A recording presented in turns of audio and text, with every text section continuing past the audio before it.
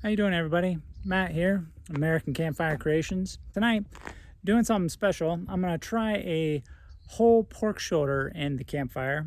What I'm gonna do is I'm gonna cut it in half, get some smoky grill marks on there, and then go ahead and wrap it, and then I'll put it down in the coals to let it finish coming up to temp. I'm looking for about a 205 internal temperature, and hopefully the fire will be enough to tenderize the meat enough to just pull apart. So we're gonna do it over a bed of rice, and because I'm making a whole pork shoulder, we'll have enough for another meal. So we'll probably do some tacos or something with the leftover. But yeah, just had to go and get myself some firewood because I ran out of firewood, and unfortunately it was sort of slim pickings out here at our boondocking site. So I had to drive a little ways and go find some dead trees and cut them up with my chainsaw. And now I gotta split them and make them into smaller pieces so I can get this fire going over our fire pit.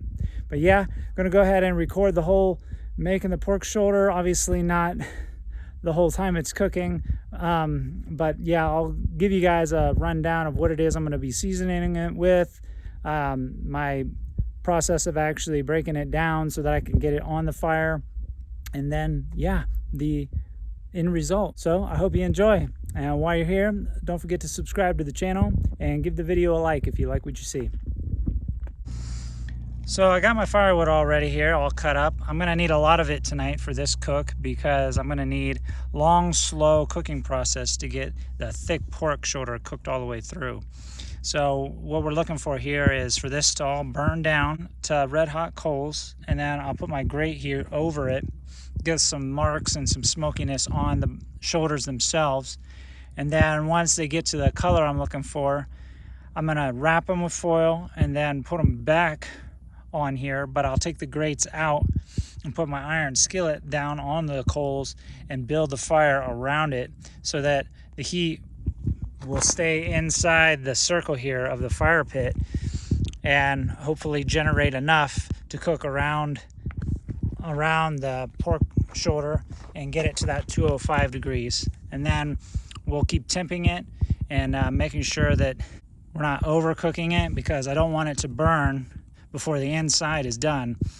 But yeah, basically it's going to be long, slow cooking process with this pork shoulder if I want to get it just right off of a campfire like this, because I'm dealing with a lot of external forces here, unlike what you would have inside in the oven. Now that I got my fire going here and it's been burning down for a while now, about a good half hour, 45 minutes, I'm gonna go ahead and spread out these logs because I have a nice red hot coal building up here in the middle.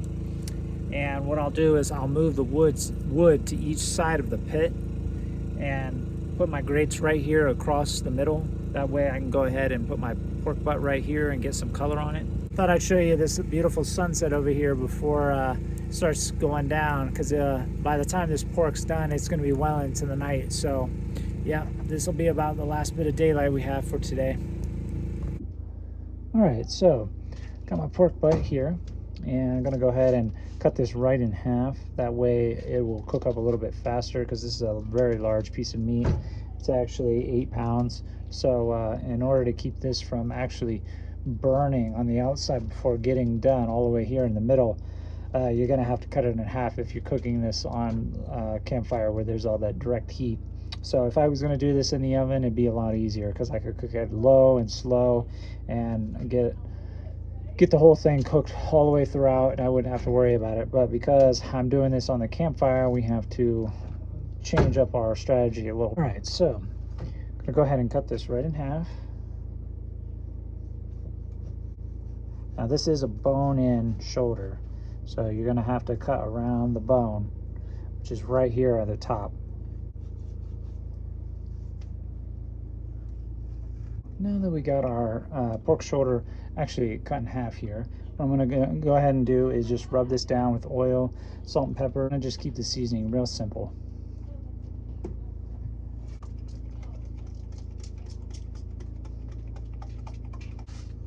All right, so in order to keep from cross-contaminating or touching the pork and my containers that have the seasoning, I like to put all my seasoning on a plate here so I can just grab from it and not have to worry about it. And I'm just going to go ahead and rub this seasoning all over the meat. Really try and work it in.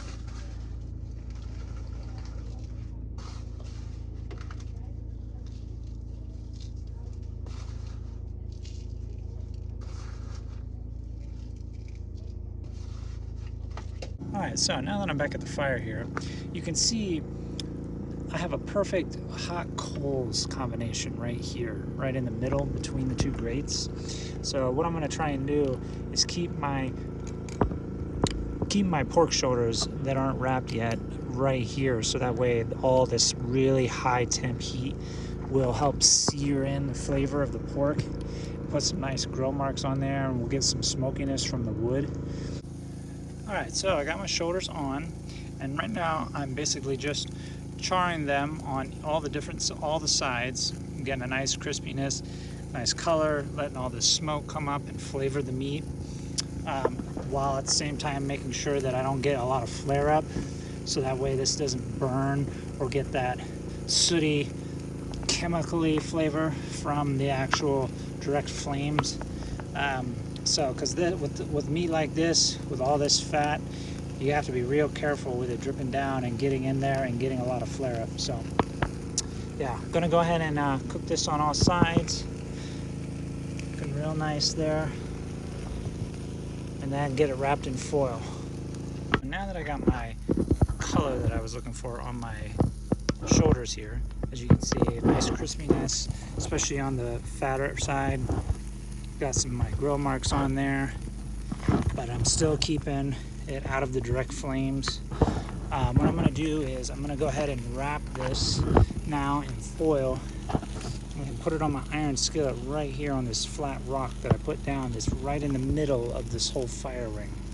So all this residual heat will bounce off these rocks and right back at the pork while it's wrapped in foil, and it should cook it up real nice. So got my grates off the grill here, and I put my iron skillet right on top of a large flat rock down in there. And what I'm doing right now is letting all these red hot coals around the iron skillet generate heat up into the iron skillet and into the pork shoulders here. They're all wrapped up. And what I have to do is keep feeding these coals, because as the fire burns, it's going to go out before these shoulders get done, because they're such large pieces of meat. So I'm going to have to keep feeding the fire as I go, and I'm going to be putting logs in up here on the top, getting them burning, and as they burn down, I'll move them all the way around the circle here. So yeah, like I said, I mean, it's a daunting process if you're going to be doing this out on a campfire as opposed to in an oven, but in my opinion, totally worth it. If you don't have your own smoker, and if you happen to be out boondocking like us out here in the middle of nowhere and you don't have stuff like that, you got to make what you have work. So yeah, I can hear these sizzling inside, and gonna just keep my eye on them, make sure they're not getting too hot and burning. So got to keep some of the direct heat away from these. But yeah, I'm gonna check on this in about an hour, see where we're at temp wise, but throughout the hour, moving these, flipping them, that way one side isn't getting all the heat. So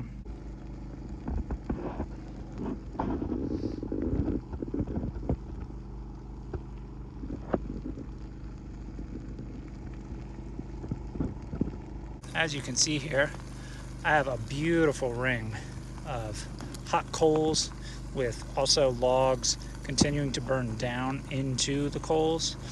That way this fire pit is actually always generating heat all the way around the iron skillet here.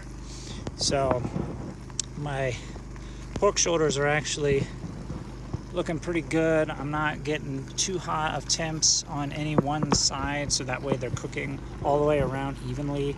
I'm constantly flipping well, not constantly, but every once in a while I'm flipping these both at the same time.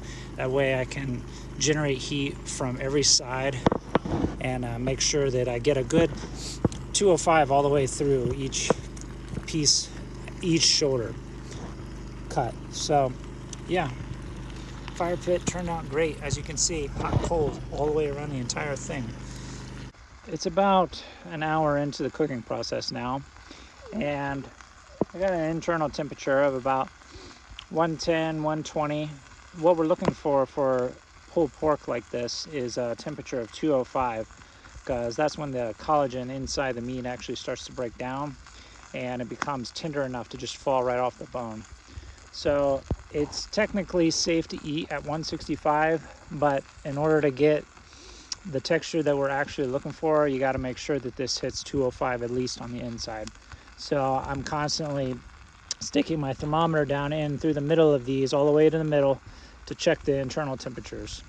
Went ahead and got this pork shoulder at 205. I've got it over here on the grill grate just resting, letting it steam a little bit longer inside the foil. I am continuing to bring this one up. It's at about 195, so I'll have it on here for probably another 10 minutes.